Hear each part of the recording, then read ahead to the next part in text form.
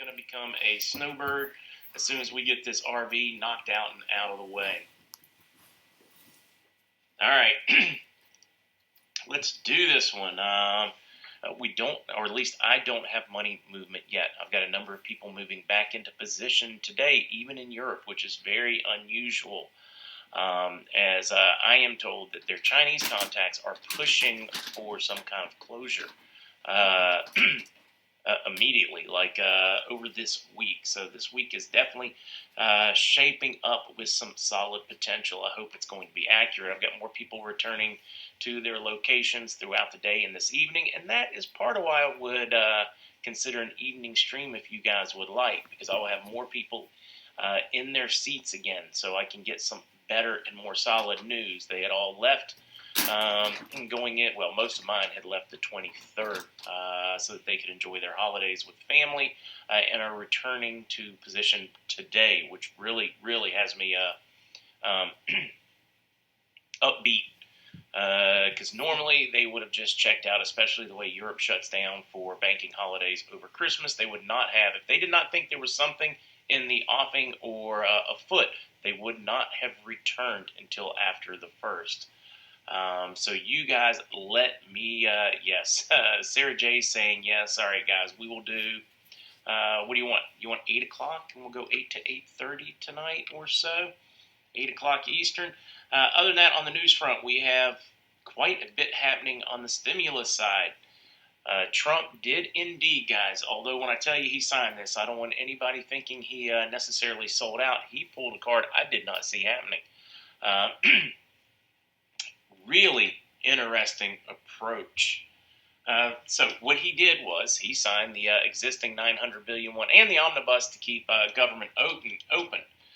But he did something that I just have never seen a modern-day president effectively do. He pulled out the 1974 Impoundment Control Act to demand rescissions to be made in the spending measures. Under that act, basically gives him a line item veto, which forces it back to committee on each one of those, passes the whole bill. He can spend it, he can say nothing, or he can go ahead and give the list of those rescissions, and then they have to debate them and go back and forth and justify them.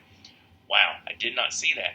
He has also pushed, and the House is to pull a amendment today to vote for an additional, on top of the 600, an additional $2,000 per person, $5,400, I believe it was, per household, which is very different than expected.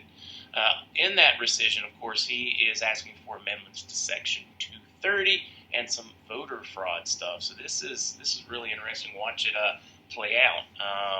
I thought he was going to just buckle down and let things shut down, but I guess he considered people losing homes, being evicted, and all that more important. So what he did was, well, just brilliant.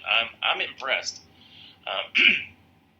Also, he is using the bully pulpit on Mitch McConnell today. He not only wants the House to amend for an extra $2,000 per person, he is pushing the Senate to also put their own bill and present it and vote on it today to get that extra $2,000, so that there is not a wait, so that those payments will be out this week. Mnuchin has already said, now that he's signed the bill, though, that they do expect those first payments to hit.